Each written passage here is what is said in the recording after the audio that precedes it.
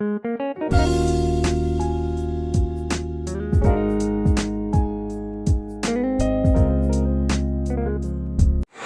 वालेकुम जी, उम्मीद multimedia channel के प्लेटफॉर्म से आपको खुशामदीद कहते हैं। मेरा नाम अबू बकर है। आज हम चैप्टर 1 में 1.3 पे क्वेश्चन नंबर 3 पे बात करने जा रहे हैं।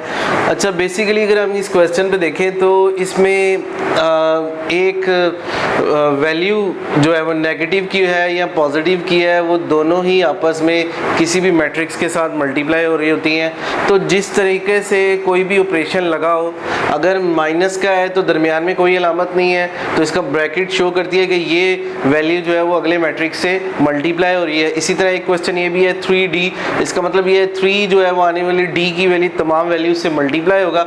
अगर दरमियान में प्लस लगा हुआ है तो D की वैल्यू को इस सारी वैल्यू से ऐड करना है। तो आइए हम इस पहले क्वेश्चन को सॉर्ट आउट करते हैं। तो -1 को इसी तरह बाहर लिखेंगे, साथ आगे ये जो B मैट्रिक्स लिखा है इसको ऐसे ही उतारेंगे 1 -1। तो इसका मतलब ये है कि -1 इन दोनों से आपस में मल्टीप्लाई हो जाएगा। तो ये मल्टीप्लाई हो जाएगा -1, इसी तरह 1 से मल्टीप्लाई हो जाएगा, इसी तरह -1 से मल्टीप्लाई हो जाएगा। तो 1 को -1 से मल्टीप्लाई करेंगे तो आंसर -1 आएगा। 1 को 1 से मल्टीप्लाई करेंगे तो माइनस माइनस प्लस हो जाएगा तो 1 आ जाएगा। तो ये एक तरीका है, ये एक इसका आंसर आ गया। तो ये एक तरीका है कि कोई भी वैल्यू चाहे वो नेगेटिव में हो चाहे वो पॉजिटिव में हो, अगर दरमियान में कोई अलामत नहीं है तो इसका मतलब ये है कि वो आने सामने पड़ी हुई मैट्रिक्स से मल्टीप्लाई हो रही है। इसी तरह अगला क्वेश्चन की तरफ चलते हैं। ये जो क्वेश्चन नंबर 2 मैंने लिखा है आपके सामने, ये 3D, इसका मतलब भी यही है कि ये 3 ये D वाले मैट्रिक्स से मल्टीप्लाई हो रहा है। तो पहले हम 3 लिखेंगे, बाद में जो है वो हम ये D मैट्रिक्स को एज इट इज़ उठा देंगे 1 2 3 -1 0 और 2। तो इसका मतलब ये है कि ये 3 बारी बारी इन 6 एलिमेंट से मल्टीप्लाई हो जाएगा। तो इसको मल्टीप्लाई कर देते हैं। 3 1 ज़ा 3, 3 2 ज़ा 6, 3 3 ज़ा 9, 3 1 ज़ा 3, माइनस का होने की वजह से माइनस आ जाएगा। 3 को 0 से करेंगे 0 आ जाएगा, 3 को 2 से करेंगे तो 3 2 ज़ा 6 आ जाएगा। तो ये एक तरीक़ेकार है। ये दोनों में ही आपने सीखा कि एक पॉजिटिव वैल्यू से मल्टीप्लाई करें तो क्या होता है, नेगेटिव वैल्यू से मल्टीप्लाई करें तो क्या होता है। ठीक है, लास्ट में जो हम आखिरी क्वेश्चन समझने जा रहे हैं वो क्वेश्चन नंबर 3 में वो आपको एडिशन की फॉर्म बताता है कि जब हम, क्योंकि दरमियान में अलामत आ गई, अगर पॉजिटिव आएगी तो आप ऐड कर देंगे दोनों वैल्यूज़ को, अगर नेगेटिव आएगी तो दोनों वैल्यूज़ को नेगेटिव कर देंगे। दोनों सिनेरियो में बात यही होगी कि पहली वैल्यू से, दूसरी से, और तीसरी से, चौथी से, पाँचवीं और छवीं से डिपेंड करता है किस लिहाज से मैट्रिक्स आपके पास अवेलेबल हैं। ये आगे वाला सारा मैट्रिक्स इसी तरह लिख दिया जाएगा 2 0 1। इसी तरह D की वैल्यू उतारी जाएगी जो क्वेश्चन में हमारे पास सवाल में लिखी हुई है, वो है जी आपके पास 1 2 3 -1 0 और 2। इसी तरह उसको आगे बढ़े वाले ये वाले जो ये मेरा मैट्रिक्स है इसकी सारी वैल्यूज उतार दी जाएंगी 0 1 0 2 0 1, इन दोनों को ऐड कर दिया जाएगा। अब हम जब ऐड करेंगे तो पहली वैल्यू से 1 को ऐड करेंगे 0 से तो विल बी 1। इसी तरह 2 को ऐड करेंगे 1 से, 2 को 1 से ऐड किया जाएगा, 2 + 1 विल बी 3। इसी तरह 3 को 0 से ऐड करेंगे तो विल बी 3, एंड -1 को 2 से ऐड करेंगे तो plus minus will be minus, लेकिन अलामत बड़ी रकम की आएगी तो 2 के साथ पॉजिटिव है इसलिए 1 आएगा प्लस का। इसी तरह 0 को 0 से ऐड किया जाता है तो वो 0 आएगा। इसी तरह 2 को 1 से ऐड किया जाएगा, 2 + 1 विल बी 3। तो ये आपने इस क्वेश्चन नंबर 1 में सीखा कि अगर पॉजिटिव वैल्यू आती है तो उससे मल्टीप्लाई किया जाता है किसी मैट्रिक्स के, तो क्या अलामात के साथ होता है, नेगेटिव हो तो क्या अलामात के साथ होता है, तो उनके अंदर तब्दीली आती है। तो हम डिपेंड करता है कि क्या कौन सी अलामत अंदर मैट्रिक्स में है, उससे मल्टीप्लाई करने के बाद क्या आंसर आएगा। इसी तरह अगर दरमियान में कोई अलामत हो, प्लस हो या माइनस हो, तो हम इनको उस लिहाज से सॉर्ट आउट करते हैं जी। अब हम क्वेश्चन नंबर 4 पे बात करते हैं 1.3 में। अब देखें आपके पास ये 3 रोज़ हैं और 3 कॉलम है और दरमियान में प्लस लगा हुआ है। इसी तरह दरमियान में माइनस भी लगा हो सकता था, ठीक है।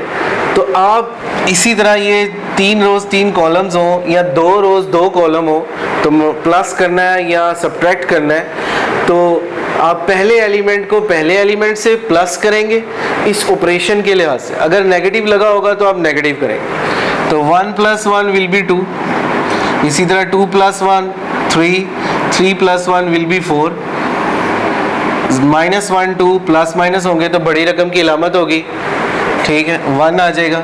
-1 2 बड़ी रकम की अलामत +1, -1 2 +1। 0 में 3 ऐड करेंगे 3 आ जाएगा, 1 में 3 करेंगे 4 आ जाएगा, 2 में 3 करेंगे तो 5 आ जाएगा। तो इसी तरीके से जो मैंने एडिशन की, पहले एलिमेंट को पहले से, दूसरे को दूसरे से, तीसरे को तीसरे से, सो ऑन 4 5 6 7 8 9 सबको कॉरस्पॉन्डेंस एलिमेंट उसके सामने पड़ी हुई मैट्रिक्स में से एक दूसरे एलिमेंट से प्लस कर दिया। इसी तरह अगर दरमियान में नेगेटिव होता तो हम नेगेटिव में भी यही असूल अमल दरामद में करते, ठीक है, ये इसका आंसर। अब इसी तरह क्वेश्चन नंबर 5 में आपके पास एक तरफ लेफ्ट हैंड साइड दी होगी और एक तरफ राइट हैंड साइड दी होगी, और ये ऑपरेशन आपको बताएगा कि आपने क्या करना है। अगर कभी किसी भी अलामत के दरमियान में प्लस लगा हुआ है तो आप प्लस के लिहाज से उसे सॉर्ट आउट करेंगे, माइनस लगा हुआ है तो माइनस के लिहाज से सॉर्ट आउट करेंगे, लेकिन सबसे पहले ये ब्रैकेट सॉल्व करेंगे। सबसे पहले आप टेकिंग लेफ्ट हैंड साइड ले लेंगे, जो भी आपके पास क्वेश्चन में मौजूद है, a + b - c, और क्वेश्चन में जो ब्रैकेट है उसको पहले सॉर्ट आउट किया जाता है। तो और बाहर मौजूद जो भी रकम है उसको a प्लस हो, माइनस में हो, कुछ भी हो तो उसको बाहर लिखा जाता है। अब इस क्वेश्चन में आपको कुछ वैल्यूज ऐसी दी होंगी कि मैट्रिक्स के साथ उनको मल्टीप्लाई करें, जैसा कि मैंने आपको पिछले क्वेश्चन में समझाया इसी एक्सरसाइज में कि 3d से मल्टीप्लाई करना, 3c से मल्टीप्लाई करना। तो पहले हम अगर कोई वैल्यूज लिखी हुई है जैसा कि 3a + 2b, तो इसका मतलब ये है कि 3 को पहले इस मैट्रिक्स से मल्टीप्लाई करना है, 2 को इस मैट्रिक्स से मल्टीप्लाई करना है, और दोनों को बाद में उन दोनों के आंसर जो मल्टीप्लाई करने के बाद निकलते हैं उनको ऐड कर लेना। तो इस तरह का सवाल भी आ सकता है, इस क्वेश्चन में इसका हिस्सा है। इसी तरह अगर कभी ट्रांसपोज लेने का कहा हो, तो अगर होल ब्रैकेट का ट्रांसपोज हो, जैसा कि a + b का होल का ट्रांसपोज, तो सबसे पहले आप एडिशन करेंगे, दोनों मैट्रिक्स को ऐड करेंगे, उनका जो आंसर आएगा उसका ट्रांसपोज ले लेंगे। अगर अलग-अलग ट्रांसपोज का कहा हुआ है, यानी a ट्रांसपोज + b ट्रांसपोज, तो सबसे पहले आप a का ट्रांसपोज लेंगे, फिर b का ट्रांसपोज लेंगे। इस बारे में हम लास्ट लेक्चर्स में जिक्र कर देंगे ट्रांसपोज क्या होता है, कि rows change into column and column change into rows. तो पहले आप वो करेंगे, फिर बाद में उसका एडिशन लेंगे। तो ये कुछ क्वेश्चंस हैं, ये जो आपकी जो है वो क्वेश्चन नंबर 5 में 1.3 का हिस्सा है। तो हम चूँकि इसको सॉर्ट आउट कर चुके हैं पहले, तो अब हम बात करते हैं इसमें। हमने इसकी लेफ्ट हैंड साइड को ले लिया, तो पहले हमने ब्रैकेट को सॉल्व करना है। आपको नज़र आ रहा है ये b लिखा हुआ है, तो आप b की सारी वैल्यूज़ उतार लेंगे, 1 - 1 1, 2 - 2 और 2, एंड 3 1 एंड 3। दरमियान में जो अलामत है उसी को आगे लगाएंगे माइनस की, उसके बाद c की वैल्यूज़ को लिखेंगे, -1 0 0 0 -2 3, उसी तरह 1 1 एंड 2। वही तरीका जो आपने प्लस में सीखा कि पहली एलिमेंट से, यहाँ माइनस में भी यही होगा कि पहला एलिमेंट पहले एलिमेंट से होगा, दूसरा दूसरे से, तीसरा तीसरे से, और आप सो ऑन आगे फर्दर, और प्लस a को आप एज इट इज़ इसके बाहर चलाएंगे जब तक कि आप इन दोनों को सॉल्व नहीं कर लेते। 1 को -1 से जब आप माइनस करेंगे तो 1 एक वो जो इस ऑपरेशन और एक ये जो इसके पास खुद की अलामत है, इन दोनों को ऐड करेंगे तो minus minus will be plus हो जाएगा। इसी तरह अगली वैल्यू लिखेंगे, -1 को 0 से करेंगे तो -1 आ जाएगा, -1 को 0 से करेंगे तब भी, 1 को 0 से माइनस करेंगे तो 1 आ जाएगा।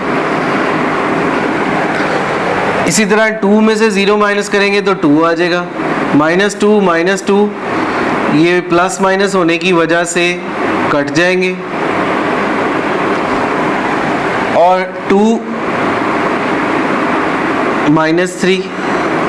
इसी तरह अगले हम बात करते हैं 7, ये वाली 7वीं एंट्री 7वें एलिमेंट से दूसरे कॉरेस्पॉन्डेंट एलिमेंट से माइनस हो जाएगी, 3 -1। इसी तरह 1 -1, इसी तरह 3 -2। अब इसका आंसर जो निकलेगा, अब इसको सॉल्व करने के बाद इधर नीचे लिखेंगे, माइनस माइनस प्लस हो गए तो 1 + 1 2 हो गया, -1 एज इट इज़ उतरा, ये 1 भी एज इट इज़ उतरा, उसके बाद 2 ये भी एज इट इज़ उतरेगा। ये दोनों आपस में प्लस माइनस होने की वजह से कट जाएंगे, यहाँ 0 हो जाएगा।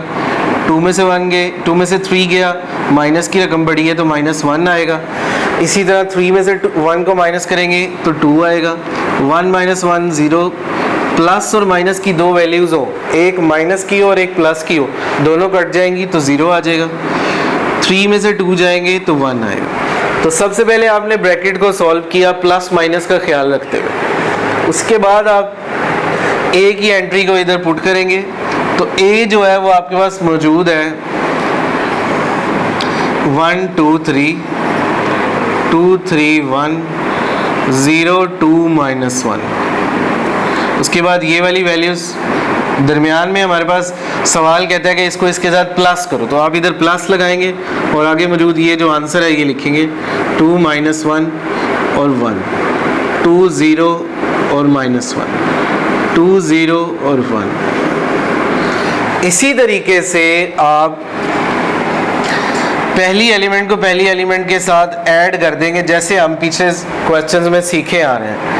1 को 2 से ऐड किया तो 3 आएगा, 2 में 1 ऐड किया तो 1 आएगा, क्योंकि यहाँ पर माइनस है, plus minus will be minus, तो 2 में से 1 गएगी तो 1 बचेगा। 3 में 1 ऐड करेंगे तो 4 आएगा। इसी तरह 2 में 2 ऐड करेंगे तो 4 आएगा। 3 में 0 ऐड करेंगे तो 3 आएगा। 1 में से प्लस माइनस होंगे, ये माइनस की वैल्यू ये प्लस की वैल्यू ऐड होने के बाद कट जाएंगी तो 0 आ जाएगा। 0 में 2 ऐड करेंगे तो 2 आ जाएगा, and 2 will added with 0 will be equal to 2, -1 + 1 add होंगे तो 0 आ जाएगा। ये आपके पास लेफ्ट हैंड साइड का आंसर आएगा। इसी तरह राइट हैंड साइड भी आपने सॉर्ट आउट करनी। सबसे पहले ब्रैकेट में मौजूद चीज़ों को सॉल्व करना है, यानी उन्हें माइनस करना है, फिर उसके आंसर को बी के साथ प्लस करना है। तो दोनों साइडें इक्वल आएंगी, यानी ये आंसर और उस साइड का आंसर इक्वल आएगा, तो आप लिखेंगे कि hence it is proved that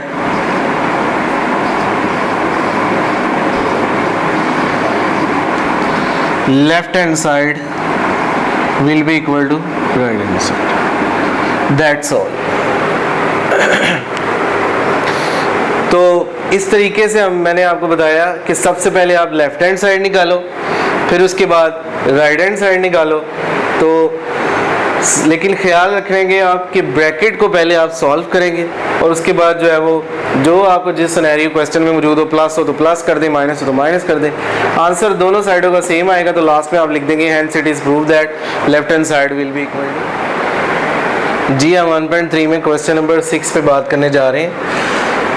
जैसा कि आपको क्वेश्चन में नजर आ रहा है 2a ट्रांसपोज -3b ट्रांसपोज। तो सबसे पहले 2 को a से मल्टीप्लाई करेंगे और 3 को b से मल्टीप्लाई करेंगे, और बाद में इन दोनों का अलग-अलग ट्रांसपोज लेके इन दोनों वैल्यूज को सब्ट्रैक्ट कर दिया जाएगा।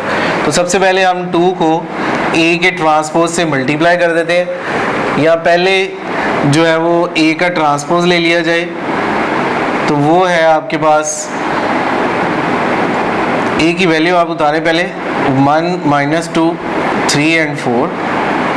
उसके बाद इसका ट्रांसपोज लें, वो आ जाएगा, ये जो रो है वो कॉलम में तब्दील हो जाएगी, और इसी तरह ये वाली रो है इसको कॉलम में तब्दील कर देंगे। उसके बाद आप 2 को इस ट्रांसपोज से मल्टीप्लाई कर देंगे। 2 को मल्टीप्लाई कर दें a के ट्रांसपोज से, तो जब हम 2 को मल्टीप्लाई करेंगे 2 × 1 = 2, 2 × 3 = 6, 2 × 2 = 4 और 2 × 4 = 8। एक हिस्सा हमने सॉल्व कर लिया। इसी तरह अब b को पहले ट्रांसपोज लिया जाएगा, b की वैल्यू को उतारें। b की वैल्यू है आपके पास 0 7 -3 और 8। इसी तरह जैसे हमने a के अंदर रोज को चेंज किया था कॉलम में, इसी तरह आप इधर भी रोज को कॉलम में तब्दील कर देंगे। 0 7 हो जाएगी, -3 और 8 हो जाएगी। उसके बाद हम इसका ट्रांसपोज लेने के बाद ये जो 3 लिखा हुआ है इसको b के ट्रांसपोज से मल्टीप्लाई करते हैं। 3 को b ट्रांसपोज से मल्टीप्लाई कर दिया जाएगा, तो वो आ जाएगा 3 0 विल बी 0। 3 को 3 से किया जाएगा -9, क्योंकि इधर माइनस लगा हुआ है। अब 3 को 7 से करेंगे, 3 7 = 21, 3 8 = 24। तो आपके पास a ट्रांसपोज का अलहदा, 2 × a ट्रांसपोज का अलहदा आंसर आया, 3 × b ट्रांसपोज का अलहदा आया। अब इन दोनों वैल्यूज़ को आप यूज़ करेंगे और आप इनका आंसर निकालेंगे। तो सबसे पहले लिखेंगे 2A transpose minus 3B transpose will be equal to, इस वैल्यू का आंसर जो आपने अभी निकाला है वो यहाँ इधर लिख दिया जाएगा इक्वल के उस तरफ, 2 6 माइनस 4 और 8, दरमियान में माइनस क्योंकि यहाँ सवाल में भी माइनस मौजूद है, और 3B ट्रांसपोज का आंसर जो भी आपने निकाला है 0 माइनस 9 21 और 24। अब दोनों को माइनस कर देंगे क्योंकि सवाल हमें ये कहता है कि दोनों वैल्यूज़ को ट्रांसपोज और मल्टीप्लाई करने के बाद माइनस करो, तो हम इन दोनों को माइनस कर देंगे। 2 को 0 से माइनस किया विल बी इक्वल टू 2, 6 में से 9 गए तो माइनस की रकम बढ़ी है तो -3, -4 और 21 को माइनस करेंगे तो 21 में से 4 माइनस हुए तो आपके पास अप्रॉक्सीमेटली 17 आंसर आ गया पॉजिटिव का, क्योंकि पॉजिटिव की अलामत बड़ी है।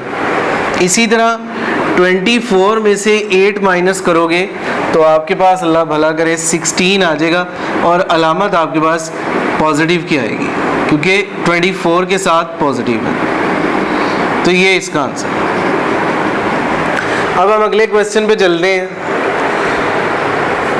इसमें ये 1.1 से मिलता जुलता है, जिसमें हम इक्वल मैट्रिक्स की बात करते थे, कॉरस्पॉन्डेंस एलिमेंट्स, और उसमें तो A, B और C 4 वैल्यूज़ में निकालने के लिए कहा था, इसमें जस्ट A और B वैल्यूज़ को फाइंड करने के लिए कहा। तो हम भी उन्हीं चीज़ों को यूटिलाइज करेंगे जिन वैल्यूज़ के साथ A और B होंगे, बाकी सबको लीव कर देंगे। सबसे पहले आपको सवाल में नज़र आ रहा है कि ये 2 मौजूद अंदर ब्रैकेट से मल्टीप्लाई हो रहा है और 3 अंदर वाले एलिमेंट से मल्टीप्लाई हो रहा है। तो पहले आप इनको मल्टीप्लाई कर दें। 2 को 2 से करेंगे तो 2 2 ज़ा 4 हो जाएगा, 2 को 4 से करेंगे तो 8 हो जाएगा, 2 को 3 से करेंगे तो 2 3 ज़ा 6 माइनस का, और 2 को A से करेंगे तो 2 है। इसी तरह प्लस 3 को अंदर मौजूद चारों एलिमेंट से मल्टीप्लाई करेंगे, 3 1 ज़ा 3, 3B, 3 8 ज़ा 24 माइनस 3 4 ज़ा 12। इसी तरह आगे मौजूद जितने भी वैल्यूज़ हैं उनको एज इट इज़ उतार दिया जाएगा। उसके बाद अब हम इन दोनों वैल्यू ब्रैकेट के दरमियान में देखें मैट्रिक्स के तो प्लस आपको नज़र आ रहा है। अब इन दोनों को ऐड कर देंगे। 4 को 3 से करेंगे तो 7 आ जाएगा। 8 को 3B से ऐड नहीं कर सकते, लेकिन इनको प्लस डाल के इकट्ठा लिखा जा सकता है, 8 प्लस 3B। इसी तरह -6 को 24 से ऐड कर सकते हैं, एक वैल्यू माइनस की और एक प्लस की है, अलामत 24 के साथ प्लस है इसलिए बड़ी रकम की अलामत आएगी। तो 24 में से 6 को आप माइनस करेंगे तो आपके पास 18 आ जाएगा। इसी तरह 2A को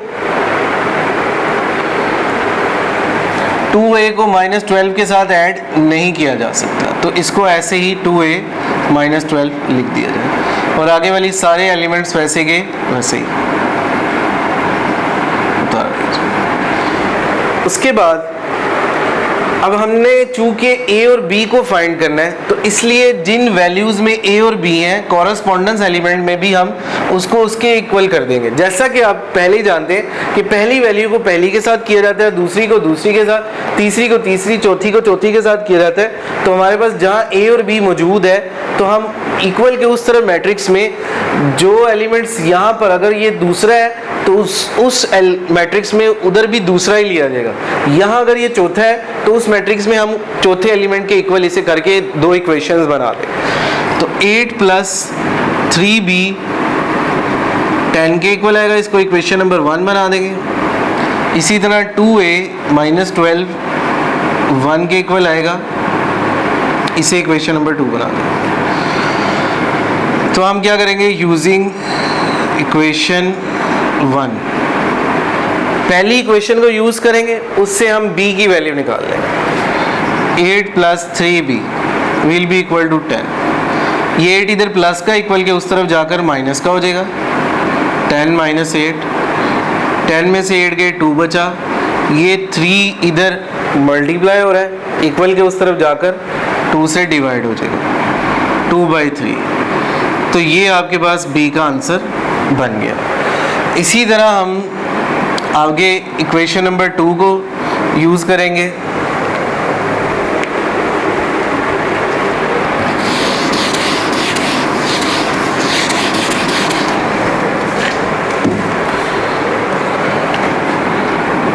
यूजिंग इक्वेशन 2, इक्वेशन 2 जो है वो आपके पास 2a minus 12 will be equal to 1।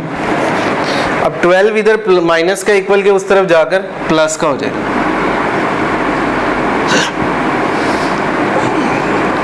Twelve में 1 ऐड किए 13 और ये 2 इधर मल्टीप्लाई हो रहा है इक्वल के उस तरफ जाकर डिवाइड हो जाएगा। तो 13/2 ए का आंसर आ गया।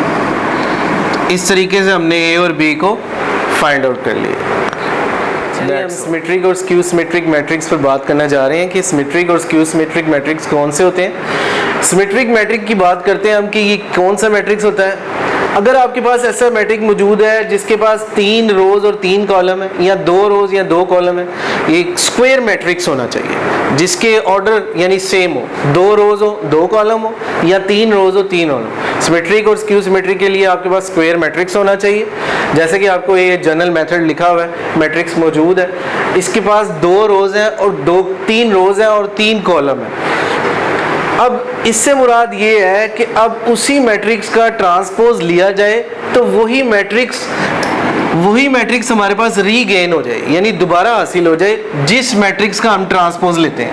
आप देख सकते हैं कि ये जितने भी एलिमेंट इधर मौजूद हैं सेम, जब हमने इसका ट्रांसपोज लिया तो ट्रांसपोज लेने के बाद वही एलिमेंट आपके पास जो है वो दोबारा से हासिल हो गया जिसका ट्रांसपोज लिया जाए। तो इस अमल को हम सिमेट्रिक मैट्रिक्स कहते हैं।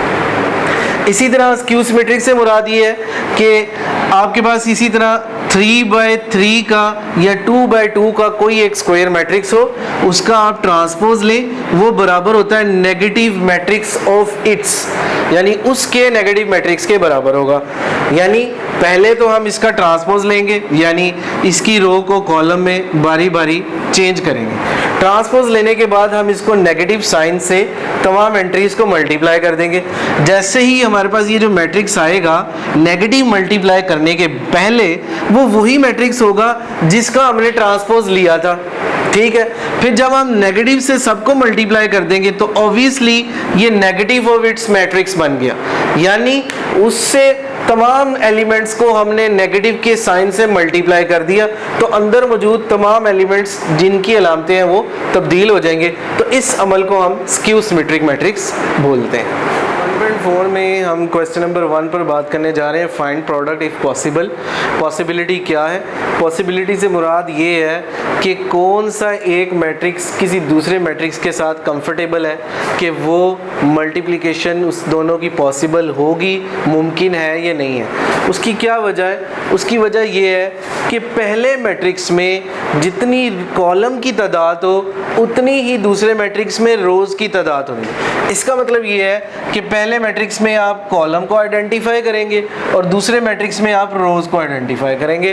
तो अगर पहले मैट्रिक्स के अंदर कॉलम की तादाद दूसरे मैट्रिक्स की रो की तादाद के इक्वल आ जाए तो वो दोनों आपस में मल्टीप्लाई हो सकते हैं। अदरवाइज अगर दोनों इक्वल ना आए तो वो दोनों मल्टीप्लाई नहीं हो सकते। ये मैंने आपके पास एक मल्टीप्लिकेशन फॉर्म लिखी है कि पहले मैट्रिक्स में आपके पास कॉलम की तादाद, अब ये देखें इधर आपके पास 2 कॉलम है और 2 ही रोज़ हैं। देखिए आप, ये 2 कॉलम है और ये 2 ही रोज़ है। तो ये शर्त पूरी होगी कि कॉलम सेम हो पहले मैट्रिक्स में और दूसरे मैट्रिक्स में रोज़ सेम हो, तभी ये दोनों आपस में मल्टीप्लाई हो सकते हैं। तो इसी तरह पहले एलिमेंट को, पहली रो को के एलिमेंट को दूसरी मैट्रिक्स की पहले कॉलम के पहले एलिमेंट से मल्टीप्लाई करते हैं। इसी तरह दूसरे को दूसरे एलिमेंट से दूसरे मैट्रिक्स के, और दरमियान में प्लस लगाते हैं। इसी तरह नीचे वाले की बात करते हैं, ये नीचे रोज 0 और 2 है, 0 को पहले -2 से मल्टीप्लाई करेंगे, दरमियान में प्लस डालेंगे, फिर इसी तरह 2 को 3 से और दरमियान में प्लस डालेंगे। तो ये एक पॉसिबिलिटी है जिसके ज़रिए आप मल्टीप्लिकेशन कर सकते। अब ये दूसरी एक जनरल मेथड आपके पास मैंने एग्जाम्पल के तौर पर लिखा हुआ है। अब देखो इसके अंदर जो है वो कॉलम की तादाद 3 है, 3 कॉलम है इसके अंदर। अब इसके अंदर कॉलम की तादाद देखनी है और दूसरे में हमने रोज़ देखनी है। अब ये देखिए इसमें 3 रोज़ हैं, तो ये दोनों आपस में मल्टीप्लाई हो सकते हैं, पॉसिबल है, ठीक है। इसका मतलब ये है कि रोज़ पहले मैट्रिक्स के कॉलम की तादाद को देखा जाएगा और दूसरे मैट्रिक्स की रोज़ को तादाद को देखा जाएगा। अगर दोनों सेम आ जाए तो वो मल्टीप्लिकेशन हो सकती है। इसी तरह हम क्वेश्चन नंबर 2 पर बात करते हैं। कहता है कि जी आपके पास ए और बी दो मैट्रिक्स दिए गए, इन दो मैट्रिक्स को यूज़ करें और इन दोनों से मल्टीप्लिकेशन निकालें अगर पॉसिबल हो। तो पहले आपने ए बी निकालना है। तो आप देखो कि इसके पास 2 कॉलम है और इसके पास 2 रोज़ हैं, तो ये पॉसिबल है। तो ये पॉसिबल है, इसको मल्टीप्लिकेशन की जा सकती है। तो इसकी मल्टीप्लिकेशन मैंने की, 3 को पहले 6 के साथ किया, फिर 0 को 5 से, फिर -1 को 6 से, फिर 2 को 5 से और दरमियान में उसी तरह जैसे मैंने आपको पहले बताया प्लस लगाया। 3 को 6 से किया 18 आया, 5 को 0 से किया 0, इन दोनों को ऐड किया 18 आता है।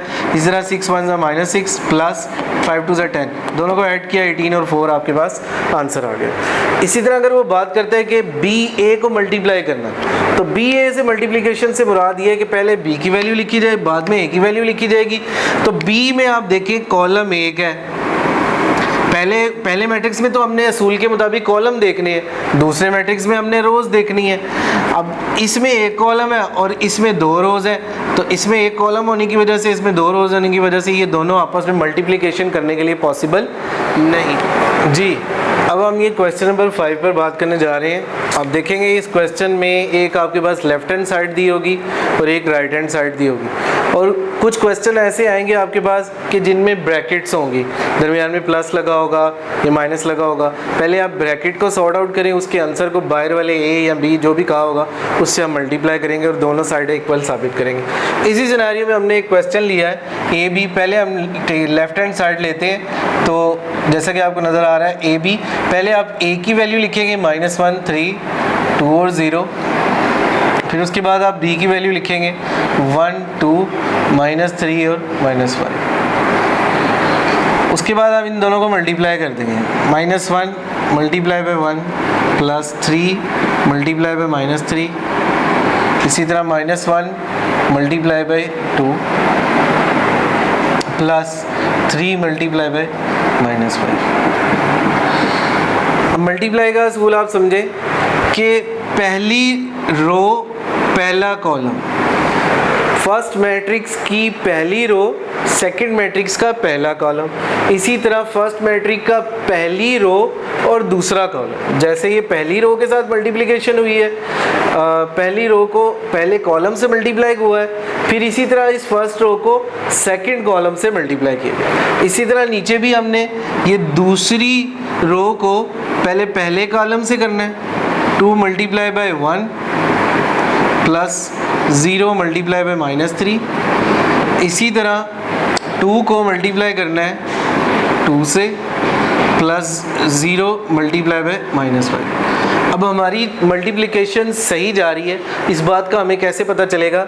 ये जो सेकंड हमारे पास एलिमेंट आ रहे हैं ये सेम हो, अगर ये ऊपर नीचे सेम होंगे तो हमारी मल्टीप्लिकेशन सही जा रही है। अब आप इन्हें सॉल्व करेंगे तो -1 1 विल बी -1 मल्टीप्लाई करें, प्लस माइनस -3 3 ज़ा 9, 2 1 ज़ा 2 -15, 2 1 ज़ा 2 0, 2 2 ज़ा 4 और 0। अब आप जब इन्हें सॉल्व करेंगे तो आपके पास आंसर आ जाएगा -10 -17 एंड 2 एंड 4। तो आपके पास ये लेफ्ट हैंड साइड का आंसर आ गया। इसी तरह आप राइट हैंड साइड भी निकालेंगे जो है बी ए। तो सबसे पहले आप बी की वैल्यू लिखेंगे 1 2 -3 -5, फिर उसके बाद ए की वैल्यू लिखेंगे -1 3 2 0। अब आप इनको मल्टीप्लाई कर देंगे, 1 multiply by -1 plus 2 multiply by 2, इसी तरह 1 multiply by 3 plus 2 multiply by 0। वही असूल जो हमने फर्स्ट मल्टीप्लिकेशन में अपनाया कि फर्स्ट मैट्रिक्स की फर्स्ट रो को सेकंड मैट्रिक्स के पहले कॉलम से मल्टीप्लाई करना, फिर इसी तरह इसी रो को इस मैट्रिक्स के दूसरे मैट्रिक्स के दूसरे कॉलम से, जो पहले कॉलम से मल्टीप्लिकेशन है वो ये है और जो दूसरे कॉलम से मल्टीप्लिकेशन है वो ये है। इसी तरह अब हम फर्स्ट मैट्रिक्स के सेकंड रो पे आते हैं, -3 और -5 को -1 और 2 से, फिर इसी तरह -3 और -5 को 3 और 0 से मल्टीप्लाई कर दिया जाएगा। -3 multiply by -1 plus -5 multiply by 2, इसी तरह -3 multiply by 3 plus -5 multiply by 0। तो आप इन्हें सॉर्ट आउट करेंगे तो आपके पास आ जाएगा -1 प्लस 4, इसी तरह 3 1 ज़ा 3 प्लस 0,